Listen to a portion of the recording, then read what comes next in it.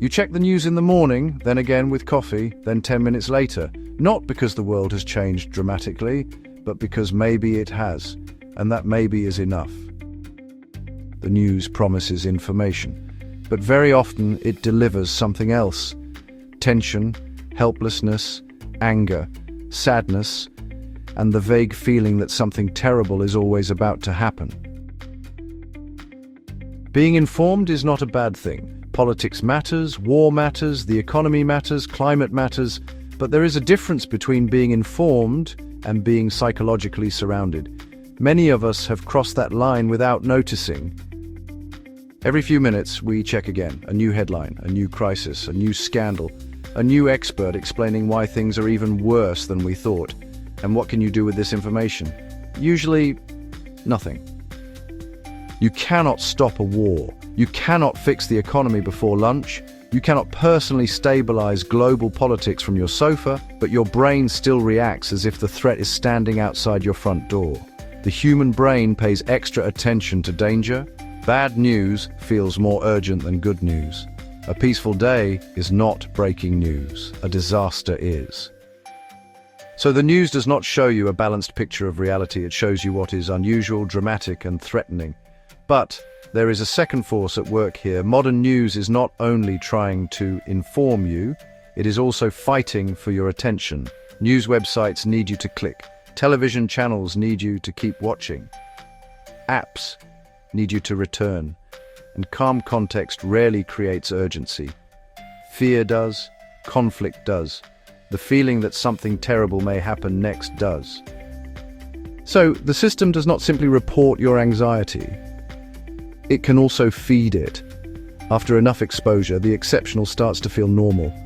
The world may not actually be getting worse every 15 minutes, but, well, your nervous system thinks it is.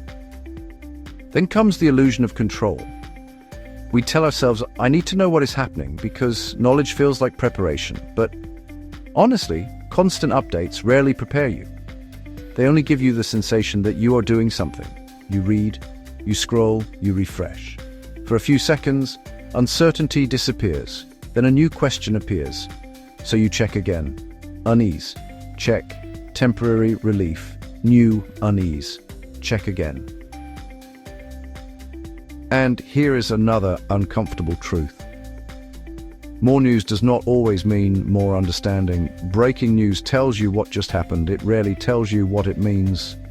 You can consume 50 headlines a day, know every detail of every incident, and still miss the larger development. Sometimes, one thoughtful analysis teaches you more than an entire week of updates. So, constant news can make you highly informed about events and poorly informed about reality. If you stop checking, the first thing you feel may not be peace. It may be discomfort. Your hand reaches for the phone automatically.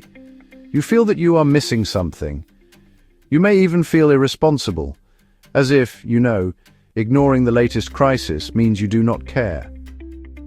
Then comes a strange emptiness. All those little gaps in your day are suddenly open. No headline while waiting, no crisis during lunch, no outrage before bed.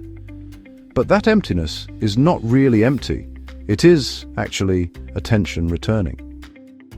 And then something else may happen. Your world becomes smaller, but not necessarily poorer.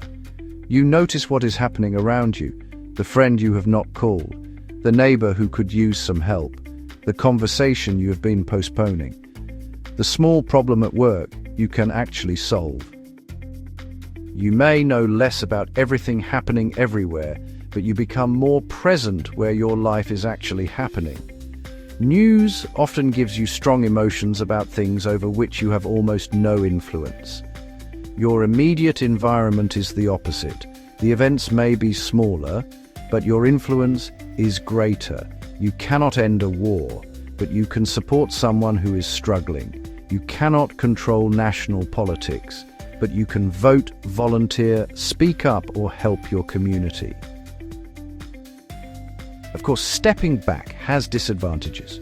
Stop completely, and you may become badly informed. You may miss developments that really do affect you. You may become dependent on whatever friends or social media happen to mention. and avoidance can become another problem. The goal is not to pretend the world is fine. The goal is to stop letting the entire world enter your head all day long. So perhaps the answer is not a news blackout, perhaps it is a news boundary. One fixed moment a day, 20 minutes, no notifications, no endless live blogs, fewer headlines, more context, less outrage, more understanding, and one useful question: can I do something with this information? If yes, act. If no, perhaps you do not need to carry it around all day. You are not a better citizen because you are permanently anxious, and you are not selfish because you protect your attention. The world deserves informed people, but it does not need millions of exhausted spectators. Sometimes stepping back is not ignorance. It is how you remain sane enough to care. Captain Help, smarter every day, in every way.